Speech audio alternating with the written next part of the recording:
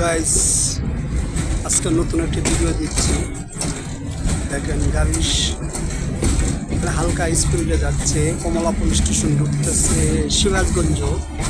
এটা বিকাল 5টায় ছেড়ে যাবে। তবে গাড়ি ভিডিওটা আপনাকে দেখাচ্ছি। 4 নম্বর প্ল্যাটফর্মে ঢুকবে গাড়িটা। তো দাদা ভাই, এটা 5টা 20-এর টাইম। অনেকটা ভিডিও অনেক সময় পড়াই